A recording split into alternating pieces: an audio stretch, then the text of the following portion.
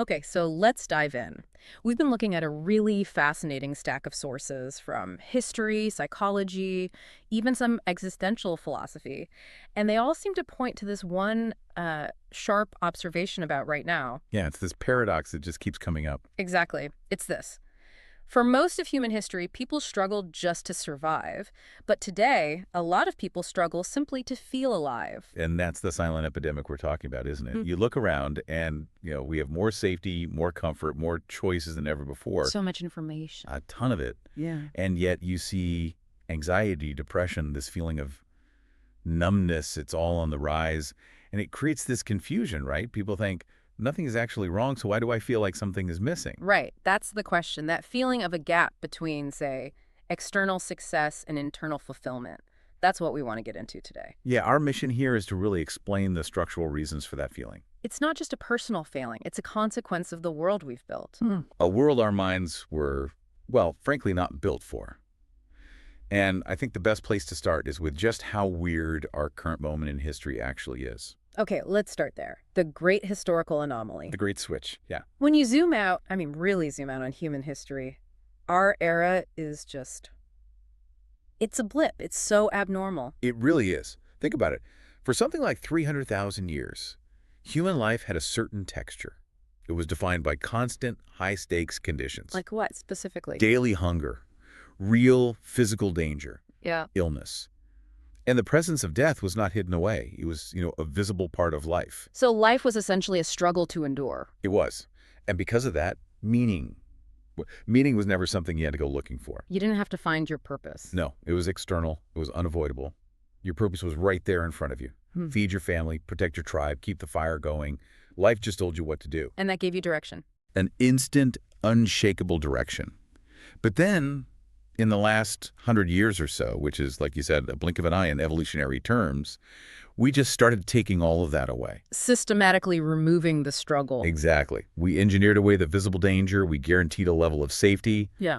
We replaced these enforced roles with just overwhelming choice. And that's the core of it. That's the great switch. We swapped external necessity for internal choice. We did. And this isn't just progress. You have to see it as a massive, completely uncontrolled psychological experiment. An experiment humanity has never run before. Never. And we're all living inside of it. It makes you think. I mean, historically, if your father was a blacksmith, you were probably going to be a blacksmith. Your choices were limited. Right. Become a better blacksmith or, struggle.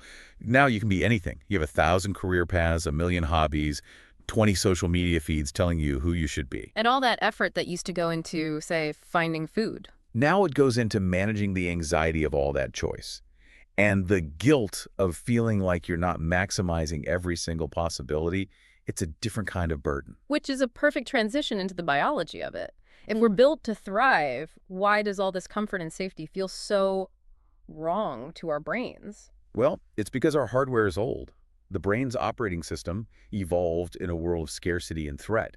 It's, at its core, a problem-solving machine. And it gets its meaning from the solving. From the resistance. Yeah. From the struggle. It rewards us with chemicals like dopamine, not just for getting the prize, but for the effort, for delaying gratification, for overcoming the obstacle. So meaning is a byproduct of effort. It's not the goal itself. Precisely. And now look at modern life. We've completely broken that evolutionary loop. How so? Where's the resistance? Oh. Food is instant. Yeah. Pleasure is immediate. Pain is something to be avoided at all costs, medicated away. And boredom. Boredom is the ultimate enemy, right? So we kill it with our phones 24/7. So the brain is looking for a challenge, but all it finds is smoothness, comfort. Right. And if it can't find a lion outside the cave, it will start to look for one inside. That's a great way to put it. It invents its own lions. That's where all the internal turmoil comes from. When there aren't enough real, high-stakes problems to solve, the brain turns inward. It manufactures them. And that looks like what? Overthinking. Overthinking, anxiety about things you can't control, self-criticism. It's treating a passive-aggressive email from your boss with the same fight-or-flight response your ancestors used for a predator. Because that ancient wiring is still there. It's still there, and it's firing all the time. But the fight is just ruminating in your head, and the flight is just endless scrolling. The key takeaway for you listening is this. It's not that there's something wrong with you. It's that the world around you has changed so fast that your brain just hasn't caught up.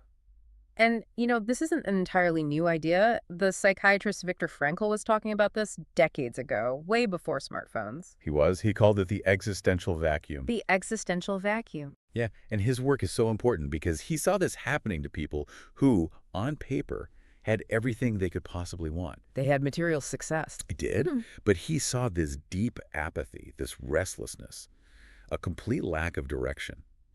And he watched how they tried to cope. How did they? They tried to fill that vacuum, usually by chasing pleasure or buying more things or grabbing for status, sometimes by, clinging to some extreme ideology. They were trying to consume their way to meaning. Exactly. And Frankel's big warning was that you can't.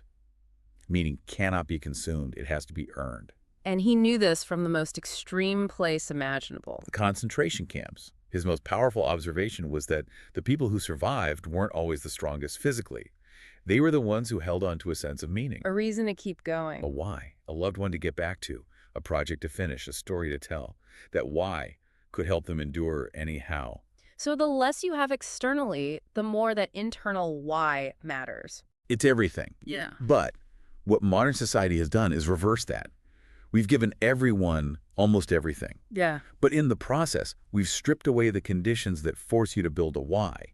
We're trying to fill an internal psychological need with external material stuff. And it just doesn't work. It's like trying to quench your thirst by eating sand. It is. You just end up emptier than before. What's so striking, too, is that philosophers were warning us about this centuries ago. They saw this coming. They absolutely did. They saw the early stages of this, the decline of tradition, of religion, and they predicted the psychological fallout. You're thinking of someone like Nietzsche. Nietzsche's the perfect example. He wasn't just worried about chaos when old values collapsed. He was worried about nihilism. Emptiness. A profound, indifferent emptiness. The feeling that nothing really matters. And his biggest fear was what he called the last man. Right, I've seen that reference. What exactly is the last man? The last man is the person who seeks comfort above all else. He's not evil. He's just small. He avoids risk, avoids passion, avoids anything that could cause pain. So safety becomes the ultimate virtue. Safety replaces courage. Comfort replaces aspiration. The last man is comfortable, but he's spiritually dead. He stopped becoming anything more. And then there's Kierkegaard, who is more focused on the anxiety of it all. Yes, for Kierkegaard, anxiety wasn't a bug. It was a feature of being human. He called it the dizziness of freedom. The dizziness of freedom? I love that phrase. It's perfect, isn't it?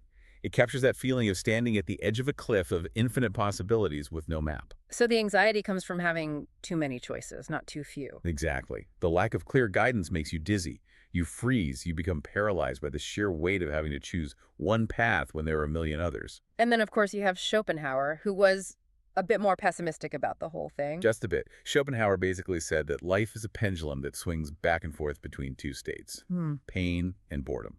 Pain is when you want something you don't have. Right. The suffering of unmet desire. And boredom is what happens when you get it. That's it. The emptiness after the desire is met. And his diagnosis was that modernity is a machine for eliminating pain and satisfying desire really, really quickly. So in solving for pain, we've massively amplified boredom. And that's the void we're always trying to fill with the next notification, the next purchase, the next bit of stimulus. But there's a reason we don't talk about this void, isn't there? It's not something people bring up at a dinner party. No, absolutely not. Because it carries this intense, secret shame. The shame of feeling empty when you should be grateful. That's it. The story we tell ourselves is, you're safe, you're comfortable, you should be happy. So if you're not, you think there's something deeply wrong with you. You must be ungrateful or broken. So people just fake it. They function on the outside while feeling hollow on the inside. It's a silent epidemic. And that silent, shameful vacuum is the perfect market for modern technology to exploit. So you're saying technology didn't create the emptiness? No, but it's the perfect anesthetic for it. The algorithms are designed to feed you constant, low-effort novelty. They keep your attention shallow, and, most importantly, they prevent silence. They prevent boredom. And you mentioned earlier that boredom is actually crucial. Why? Why is boredom the doorway to meaning? Because when you're bored, your mind has to do its own work. It starts to connect ideas, to reflect, to ask bigger questions. That's deep work. That's how you build an internal world, a sense of self. So distraction is just kicking the can down the road. It's delaying the confrontation. The confrontation with the question, what am I doing and why? That's a hard, messy question. But a necessary one. It's the only one that matters. Boredom forces you to sit with yourself long enough to actually ask it. Okay, so let's try to pull all of this together. We've gone from our evolutionary past to the philosophical warnings about the future. What's the core conclusion here? I think the most important thing to take away is that this feeling of modern emptiness, this struggle to feel alive, it is not a personal failure. It's not a moral flaw. It's a systemic problem. It's the psychological bill that's come due for a society that has maximized comfort but minimized challenge. It's the cost of freedom without responsibility and pleasure without purpose. And it completely flips how we think about happiness. We assume if we get happy, we'll find meaning. But all the evidence points the other way. Meaning doesn't come from happiness. Happiness is the byproduct that often comes after you've found meaning. And meaning isn't something you just find, like a treasure chest. It's not. It is built day by day through chosen struggle, through taking on responsibility, through effort. So maybe a final thought for you as you process all this. That struggle to feel alive, that's not a sign you're broken. It's a powerful signal. It's your biology telling you that human beings need more than just comfort. We need something worth carrying, a burden we choose for ourselves, a reason to get up and face the day. And just recognizing that the feeling of emptiness is a call to action, a call for a worthy struggle, that might be the most important first step of all.